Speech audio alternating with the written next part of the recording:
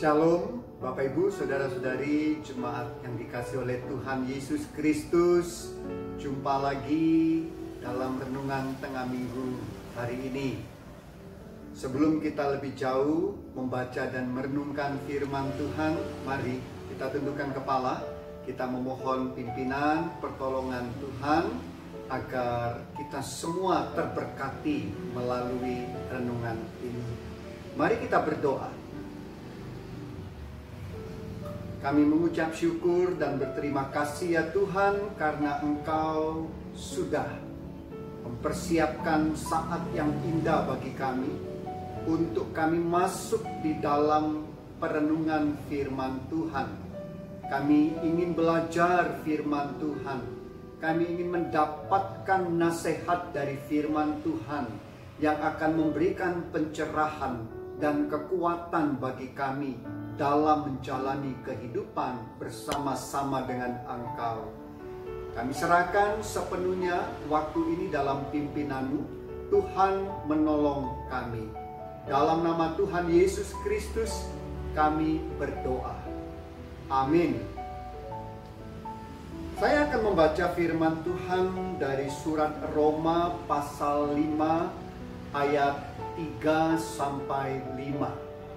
Roma 5 ayat 3 sampai ayat 5. Demikian bunyinya dalam nama Tuhan Yesus Kristus. Dan bukan hanya itu saja, kita malah bermegah juga dalam kesengsaraan kita.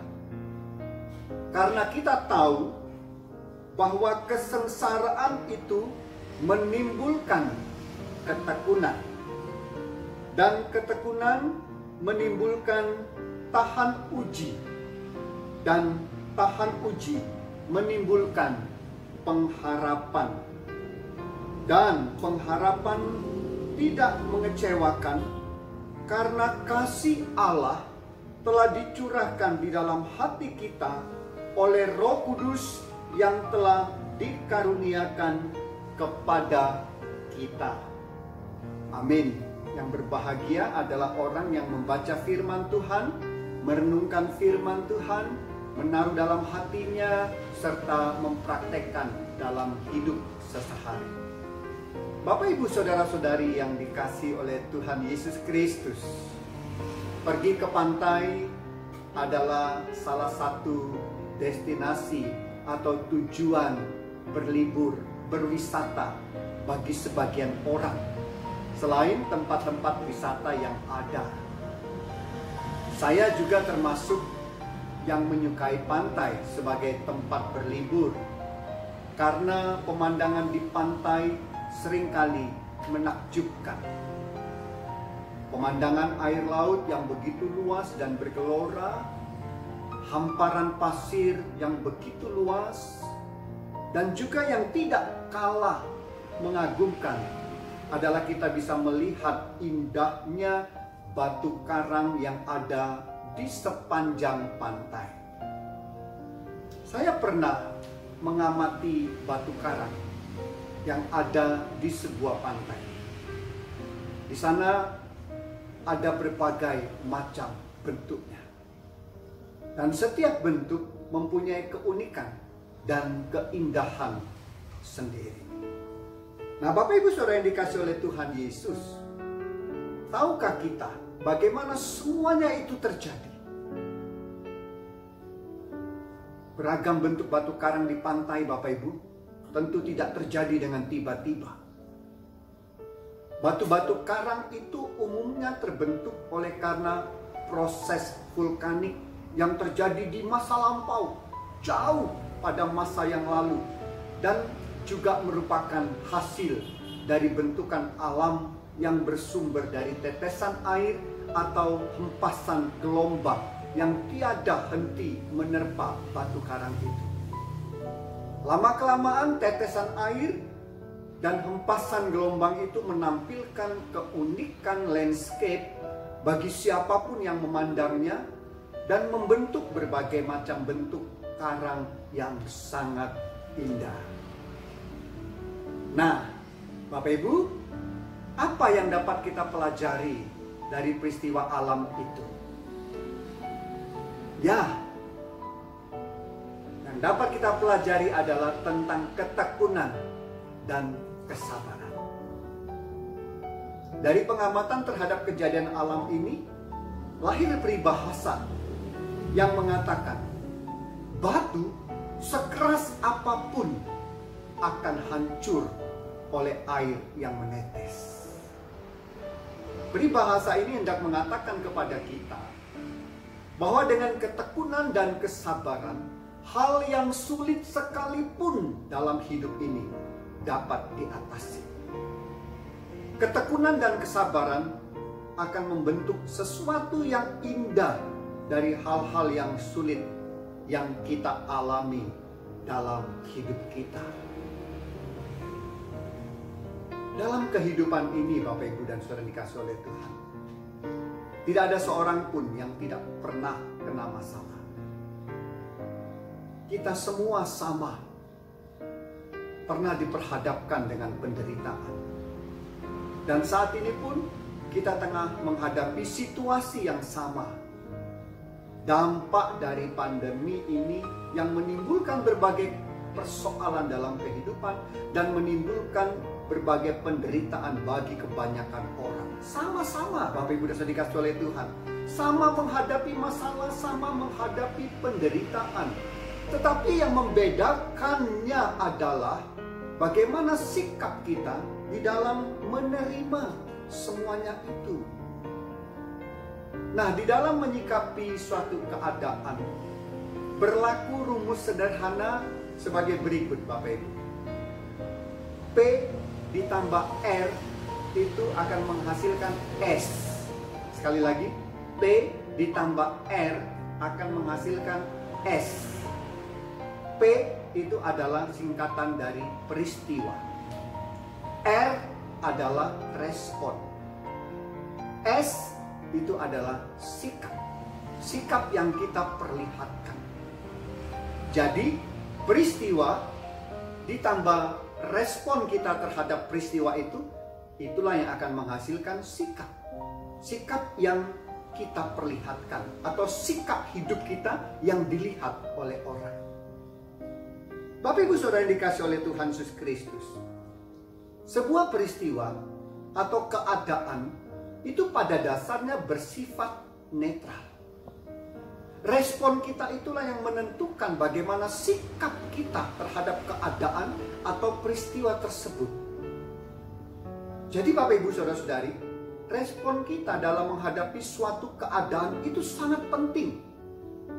Akan terlihat dari sana apakah itu menghasilkan respon yang positif atau negatif. Paulus di dalam surat Roma pasal 5 ayat 3 sampai 4. Sekali lagi saya akan membacakan di sini Roma pasal 5 ayat 3 bagian B dan ayat yang keempat.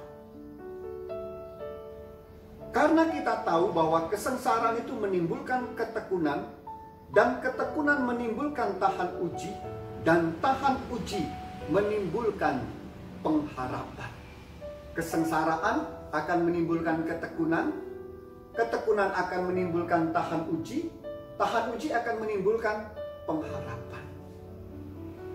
Nah, ini sebenarnya hendak menekankan kepada kita, Bapak Ibu, bahwa yang namanya penderitaan, apapun itu, kesulitan, masalah, tantangan kehidupan yang bisa menimbulkan penderitaan dalam hidup kita, itu tidak boleh menjadikan kita kehilangan pengharapan. Ini sebenarnya akan ditekankan oleh Paulus. Bagi Paulus, Bapak Ibu, sumber kemampuan kita untuk menghadapi kesulitan sehingga tidak kehilangan pengharapan jelas adalah iman kepada Kristus. Penderitaan atau kesulitan yang kita alami, jika tidak ditopang oleh iman kepada Kristus, maka itu akan menghasilkan keputusasaan dan depresi. Tapi sebaliknya, jika disikapi dalam iman kepada Tuhan Yesus Kristus, maka firman Tuhan menyatakan akan melahirkan sikap demikian. Ayat 3 dan 4 tadi. Kesengsaraan akan menghasilkan ketekunan, akan menghasilkan tahan uji, akan menghasilkan pengharapan. Mari kita lihat satu persatu Bapak Ibu dan Saudara-saudari. Yang pertama, ketekunan. Apa yang dimaksudkan dengan ketekunan di sini? Paulus menggunakan kata hupomone untuk kata ketekunan. Hupomone ini mengandung makna ketabahan, sabar menanggung penderitaan.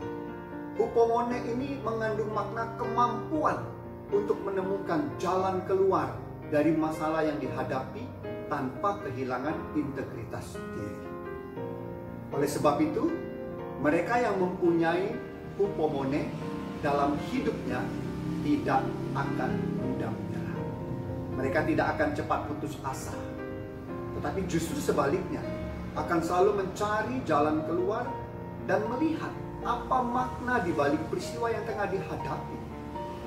Jadi kata hupomone ini Bapak Ibu dan Saudari menunjuk kepada suatu sikap yang aktif, bukan pasif, dalam menghadapi kesulitan atau masalah yang tengah dihadapi. Lalu yang kedua, tahan uji. Orang yang memiliki ketekunan adalah orang yang tahan uji. Kata yang diterjemahkan dengan tahan uji berasal dari kata dokime, yang berarti kebal, tak terkalahkan, atau dapat bertahan. Jadi benar Bapak Ibu dan Saudara dikasihi oleh Tuhan, bahwa mereka yang mempunyai ketabahan, kesabaran, dan ketekunan tanpa putus asa menghadapi semua tantangan atau masalah yang ada dan terus berusaha menemukan solusi masalahnya, ia tidak akan terkalahkan oleh masalahnya. Yang mempunyai kekebalan atas masalahnya, ia akan keluar sebagai pemenang atas masalah hidupnya. Yang ketiga, pengharapan. Mereka yang kebal atas masalah adalah mereka yang tidak kehilangan pengharapan. Mereka akan tetap punya pengharapan. Dan pengharapan itu penting dalam hidup seseorang. Karena pengharapan itulah yang akan membuat seseorang itu untuk terus melakukan yang baik, menciptakan yang baik di dalam kehidupannya. Mereka yang mempunyai pengharapan akan mampu mengatasi semua masalah yang dihadapinya. Mereka yang berpengharapan tidak akan pernah menyerah dan akan selalu menemukan jalan keluar dari masalah yang dihadapinya. Apalagi Bapak Ibu dan dikasihi oleh Tuhan, jika pengharapan itu adalah pengharapan yang didasarkan pada kasih dan kuasa Tuhan Yesus Kristus, maka firman Tuhan mengatakan tidak pernah akan mengecewakan. Nah Bapak Ibu Saudara yang dikasihi oleh Tuhan Yesus Kristus, dari uraian tersebut kita dapat melihat bahwa respon kita dalam menanggapi sebuah keadaan tanpa kehilangan pengharapan itu sangat dipengaruhi oleh kualitas iman kita kepada Tuhan dalam menjalani hidup ini. Semakin kita berserah pada pertolongan Tuhan dan yakin bahwa Tuhan itu tidak pernah meninggalkan kita, maka kita akan bertekun. Dan ketekunan itu akan melahirkan tahan uji. Dan pada akhirnya tahan uji akan melahirkan sikap hidup yang senantiasa berpengharapan. Nah Bapak Ibu Saudara dikasihi oleh Tuhan, hal inilah yang harus menjadi sistem nilai dalam hidup kita. Terutama dalam menjalani kehidupan di dalam era tatanan baru, dalam era new normal. Miliki sikap hidup, miliki sistem nilai yang sudah dinyatakan oleh firman Tuhan ini. Tekun, tahan uji, dan selalu punya pengharapan di dalam Tuhan Yesus Kristus. Kita yakin kita pasti bisa. Kita yakin kita pasti akan baik-baik saja. Tuhan kiranya memberkati Bapak Ibu dan saudara-saudari. Selamat menjalani aktivitas sepanjang hari. Setiap waktu tetap tekun, kita tumbuhkan nilai tahan uji, dan selalu punya pengharapan di dalam Tuhan Yesus Kristus.